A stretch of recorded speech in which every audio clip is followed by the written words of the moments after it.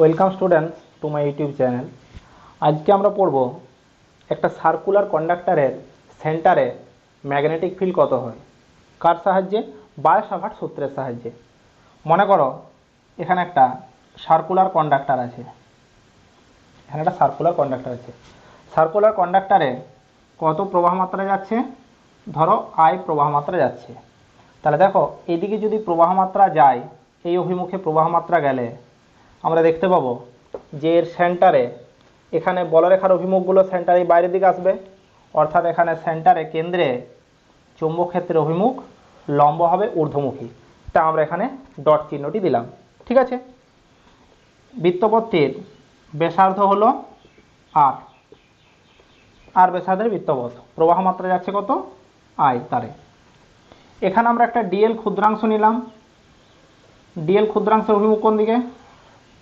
এইদিকে ডিএল ক্ষুদ্রাংশের অভিমুখ। তাহলে দেখো ডিএল এবং আর এর মধ্যবর্তী কত কোণ হবে? এটা 90 ডিগ্রি। ডিএল এবং আর এর মধ্যবর্তী কোণ হচ্ছে কত? 90 ডিগ্রি। আমরা কি বের করব? ডিএল ক্ষুদ্রাংশের জন্য এবং এই পরিবাহী তারে আই প্রবাহ মাত্রার জন্য এর কেন্দ্রে যে চৌম্বক ক্ষেত্র, ডিএল ক্ষুদ্রাংশের জন্য চৌম্বক ক্ষেত্র কত হবে? টিবি। ডিবি ইকুয়ালস টু কত? Mu not by 4 pi I dl sine 90 degree by r square. দেখো এখানে ডিএল এবং আর এর মধ্যবর্তী কোণ কত? 90 ডিগ্রি, তাই সাইন 90 ডিগ্রি লিখেছি। এবং ডিএল আর কেন্দ্রের মধ্যে দূরত্ব হচ্ছে আর, অর্থাৎ নিচে আমরা আর স্কোয়ার লিখেছি, equals to mu not by 4 pi I dl by r square. এটা হলো ডিবি। সুতরাং এটা হলো শুধুমাত্র এই ডিএল ক্ষুদ্রাংশের জন্য চৌম্বক ক্ষেত্র ডিবিটা। তাহলে সমগ্র পরিবাহীর জন্য, সমগ্র বৃত্তাকার পরিবাহীর জন্য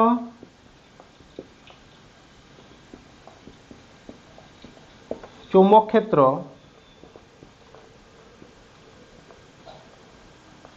B equals to summation dB equals to mu not by 4 pi I by r square summation dl. এখানে দেখো যেহেতু বৃত্তপথের ব্যাসার্ধটা আর, তাই সামেশন অফ ডিএল অর্থাৎ কত হবে? বৃত্তের পরিধি 2 পাই আর, এটা হবে। সুতরাং এটা আমরা এখানে বসিয়ে দেবো। অতএব B equals to mu not by 4 pi I by r square into 2 pi r. একটা আর কেটে যাবে, পাই পাই কেটে যাবে, পাই। অতএব B equals to mu naught I by 4 আছে, উপরে 2 আছে, 2 আর। এটা হলো বৃত্তাকার পরিবাহীর কেন্দ্রে চৌম্বক ক্ষেত্র B equals to mu naught I by 2 R. যদি পরিবাহীটি এন পাকের হয়, অতএব এন পাকের পরিবাহীর জন্য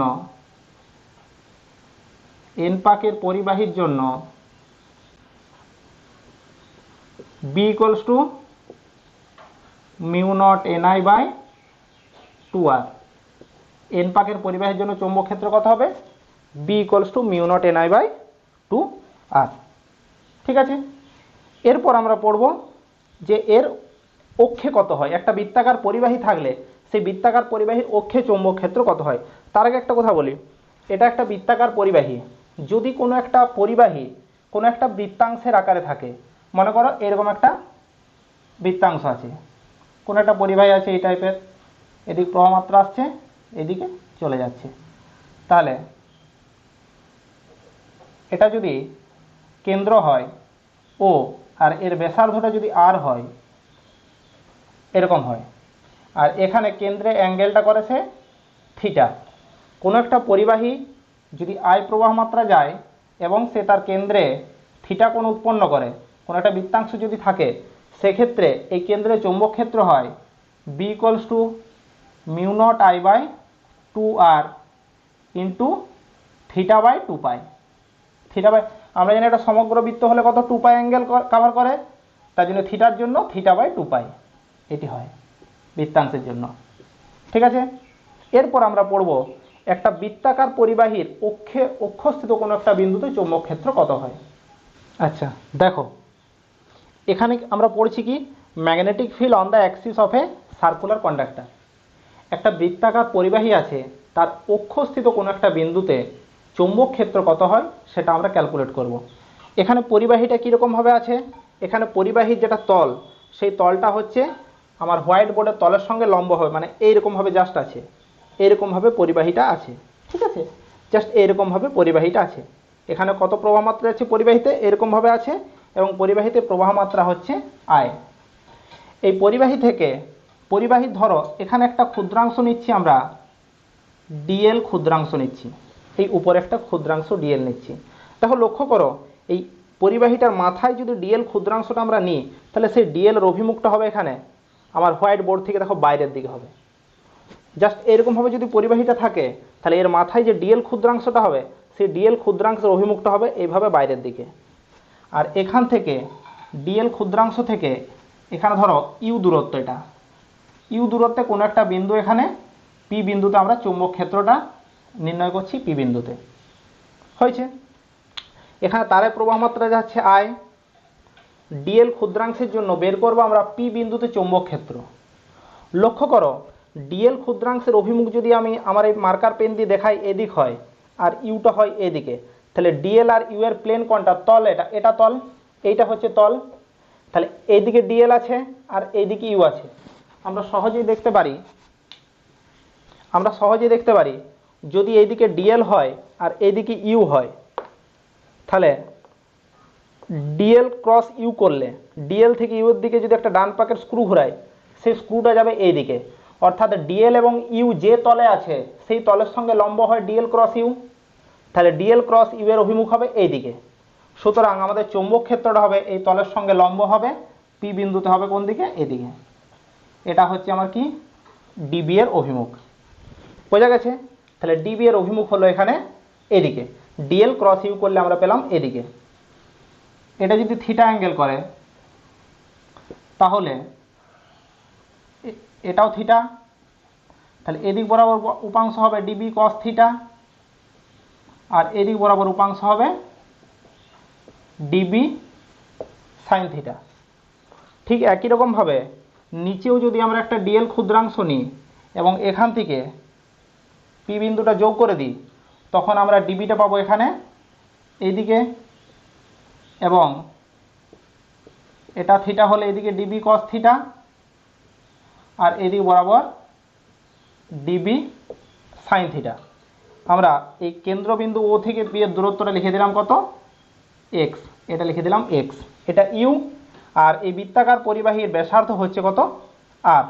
ডিএল ক্ষুদ্রাংশের জন্য এখানে পি বিন্দুতে, এই ডিএল ক্ষুদ্রাংশের জন্য পি বিন্দুতে চৌম্বক ক্ষেত্র কত হবে, dB equals to mu not by 4 pi I dl sine 90 degree by you square. এখানে সাইন 90 ডিগ্রি 90 ডিগ্রি অ্যাঙ্গেলটা কার কার মধ্যবর্তী অ্যাঙ্গেল, ডিএল আছে এদিকে আর ইউ আছে, ডিএল এবং ইউ এর মধ্যবর্তী অ্যাঙ্গেল হচ্ছে কত, 90 degree.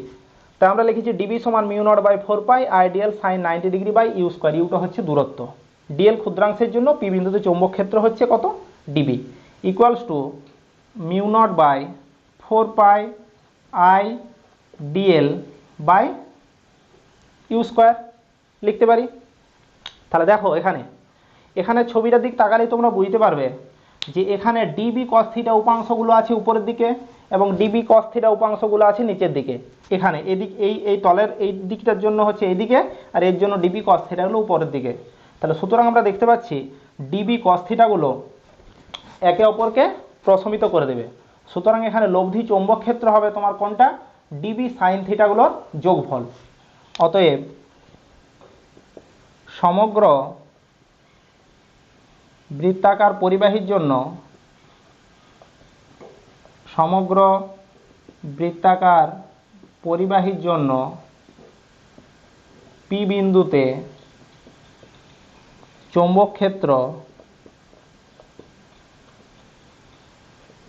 B equals to summation of dB sine theta.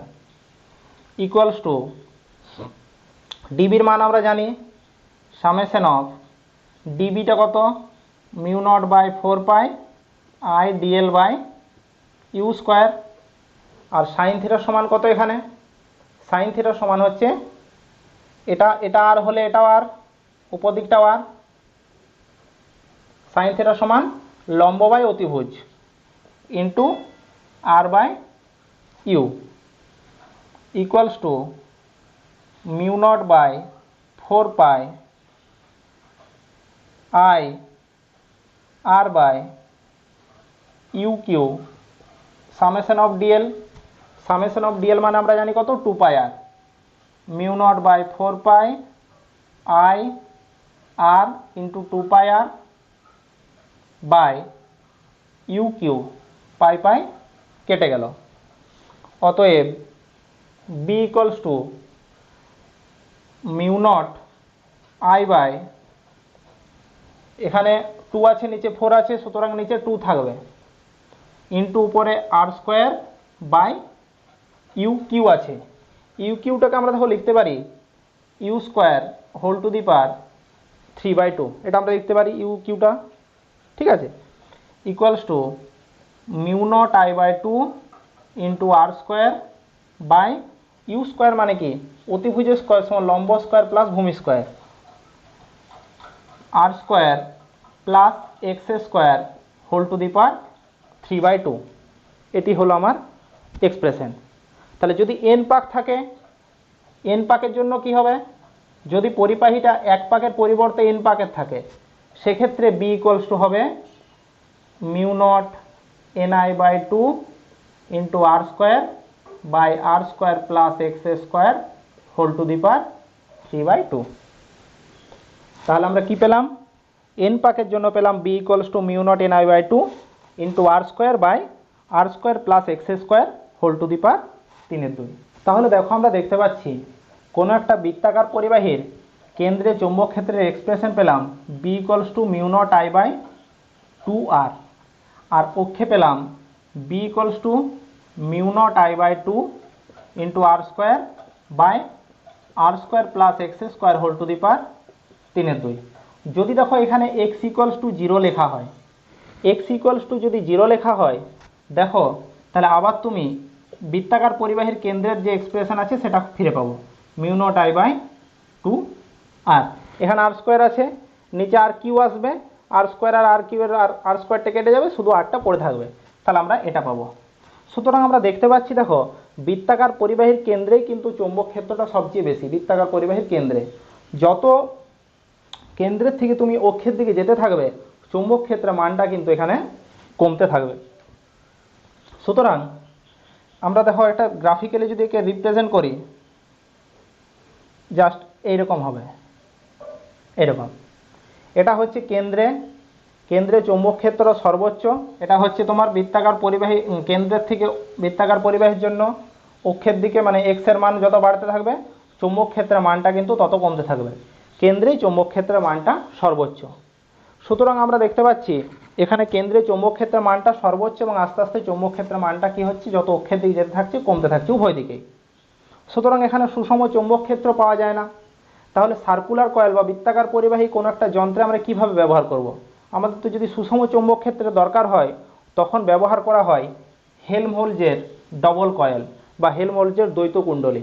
সেটা কীরকম সেটা হচ্ছে এইরকম দুটো কুণ্ডলী থাকে এরকম দুটো কুণ্ডলী থাকে ঠিক আছে দুটোতেই হচ্ছে একই দিকে প্রবাহ মাত্রা দুটোরই ব্যাসার্ধ হচ্ছে আর এবং তাদের কেন্দ্রের মধ্যেও দূরত্ব হচ্ছে কত আর অর্থাৎ এই যে দূরত্বটা সেই আর দূরত্বেই বসানো হয়। এরকম হলে কি হয় তখন এখানে দুটো কয়েলের জন্য দুটো চৌম্বক ক্ষেত্র এরকম জাস্ট পাবে তুমি ঠিক আছে এবং এই হেলমহোল্টজের এই যেরকম ডবল কয়েল থাকার জন্য কি হয় এখানে এই মাঝের মিডিলের যে অঞ্চলটা মধ্যবর্তী যে অঞ্চলটা সেখানে এখানে একটা ইউনিফর্ম ম্যাগনেটিক ফিল্ড পাওয়া যায় সুষম চৌম্বক ক্ষেত্র ইউনিফর্ম ম্যাগনেটিক ফিল্ড পাওয়া যায়। তাহলে আমাদেরকে সুষম চৌম্বক ক্ষেত্র পেতে গেলে কি করতে হয় না, দুটো কয়েলকে নিয়ে তাদের একই ব্যাসার্ধের এবং তাদের প্রবাহ মাত্রা কিন্তু একই দিকে থাকতে হবে এবং তাদের কেন্দ্রদ্বয়ের মধ্যে দূরত্ব হচ্ছে আর। সেক্ষেত্রে মধ্যবর্তী অঞ্চলটাতে তোমার কি হচ্ছে, সুষম চৌম্বক ক্ষেত্র পাওয়া যায়। এটা বলা হয় হেলমহোল্টজের ডবল কয়েল। এখানে আমরা একটা উদাহরণ দেখাবো। অর্ধবৃত্তাকার পরিবাহী আছে দুটো, একই সাথে যুক্ত আছে। এখানে একটা ব্যাটারি লাগানো আছে, একটা ব্যাটারির সাথে এরকম একটা অর্ধবৃত্তাকার পরিবাহীর আকার দেওয়া আছে এবং নিচে আর একটা অর্ধবৃত্তাকার পরিবাহীর আকার দেওয়া আছে। একটার ব্যাসার্ধ হচ্ছে R1, একটার ব্যাসার্ধ হচ্ছে R2। দেখো দুটো বৃত্তাকার পরিবাহীর মধ্যে, অর্ধবৃত্তাকার পরিবাহীর মধ্যে প্রবাহ কিন্তু পরস্পরের বিপরীতমুখী। একটার প্রবাহের অভিমুখ এদিকে ক্লকওয়াইজ যদি ধরো দিক থেকে, আর এটা হচ্ছে অ্যান্টি ক্লকওয়াইজ। ঠিক আছে, আমাকে বের করতে হবে ও বিন্দুতে চৌম্বক ক্ষেত্র কত। এই ও বিন্দুতে চৌম্বক ক্ষেত্র কত, দেখো যেটা R2 ব্যাসার্ধ, যার ব্যাসার্ধটা বেশি, সেই R2 ব্যাসার্ধের বৃত্তাকার অর্ধবৃত্তাকার পরিবাহীর জন্য কেন্দ্রে চৌম্বক ক্ষেত্রটা কত আমরা বের করি। R2 ব্যাসার্ধের অর্ধ বৃত্তাকার পরিবাহীর কেন্দ্রে চৌম্বক ক্ষেত্র B1 equals to mu naught I by 2R2 into half. এখানে অ্যাকচুয়ালি হাফটা কেন গুণ করলাম না, এটা হচ্ছে অর্ধবৃত্তাকার পরিবাহী, বা একবারে সোজা আমরা লিখতে পারি mu naught I by 4R2। এখানে দেখো R2 ব্যাসার্ধে যে বৃত্তাকার পরিবাহী, সেটা প্রবাহ মাত্রা হচ্ছে এইদিকে, তার মানে এদিক প্রবাহ মাত্রা, তাহলে ও বিন্দুতে চৌম্বক ক্ষেত্রটা হচ্ছে নিচের দিকে, লম্ব হবে নিম্নমুখী। আমরা ডিরেকশনটা লিখে দিলাম, লম্ব হবে নিম্নমুখী। আরেকটা R1 ব্যাসার্ধের পরিবাহীর জন্য, R1 ব্যাসার্ধের অর্ধবৃত্তাকার পরিবাহীর কেন্দ্রে চৌম্বক ক্ষেত্র B2 equals to mu naught I by 4R1। Mu naught I by 2R1 into half, তার জন্য 4R1। এর দেখো অভিমুখটা কোন দিক হবে, বাইরের দিকে, বহির্মুখ, লম্ব হবে বহির্মুখী, লম্ব হবে বহির্মুখী। তাহলে লব্ধি চৌম্বক ক্ষেত্র কত হবে, দেখো এখানে R2টা R1 এর থেকে বড়, R2টা গ্রেটার দেন R1। R2টা যেহেতু বেশি, তার জন্য আমাদের কি হবে, B2 গ্রেটার দেন B1। অতএব B equals to B2 minus B1 equals to mu naught I by 4 into 1 by R1 minus 1 by R2। এখানে রেখে দিতে পারো। এর অভিমুখটা কোন দিক হবে, B2র যেদিকে অভিমুখ ছিল সেদিকে, লম্ব হবে বহির্মুখী, লম্ব হবে বহির্মুখী। তাহলে এটি আমরা পেলাম লব্ধি চৌম্বক ক্ষেত্র প্রাবল্যের অভিমুখ। ঠিক আছে, এর পরের ক্লাসে আমরা পড়ব অ্যাম্পিয়ারের বদ্ধপথের সূত্র এবং তার অ্যাপ্লিকেশন। ঠিক আছে, থ্যাংক ইউ।